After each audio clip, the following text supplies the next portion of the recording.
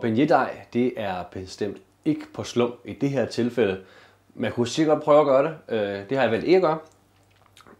Fordi at forholdene helst skal være ens, så du får den rigtige konsistens til, når du gang skal lave god frityremad. Du skal bruge æggeblomme, olie, lunken vand, øl, mel, stift pisket æggehvider. Jeg starter med at hælde alle de våde elementer i, og det er i tilfælde en æggeblomme. Det er en halv deciliter olie. Det er 2 deciliter lunken vand. Og 1,5 deciliter øl. Der er nok lidt mere her, men lidt på slum skal det vel være. Ja. Det du så gør, det er, at du tilsætter dit mel. Der er 250 gram mel her, som stille og roligt bliver pisket ned i din skål.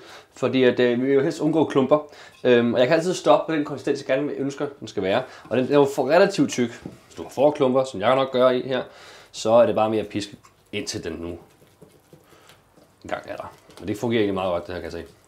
Det er fordi, det er så slemt igen.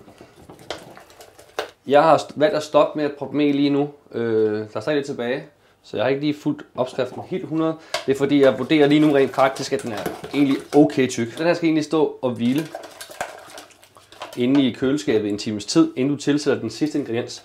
Og det er 2 stift piskede æggehvider. Og når du først har gjort det, så skal du i gang med at fritere. Så det skal du gøre lige inden retten bliver serveret. Jeg skal lige have noget salt i, fordi at den her frityre godt lide, der er meget salt. Jeg prøver lige smule sukker i også. Det er ofte rent faktisk, at man skal prøve lidt sukker i sin mad, for at den har den rigtige smag. Gå rundt, så nu har jeg proppet salt og sukker i. Det der er rigtig godt for den her dej, det er, at den er lidt, den klister rigtig godt. Og det kan jeg mærke på fingeren. Den sætter sig godt fast omkring mine fingre, og der er et tykt lag.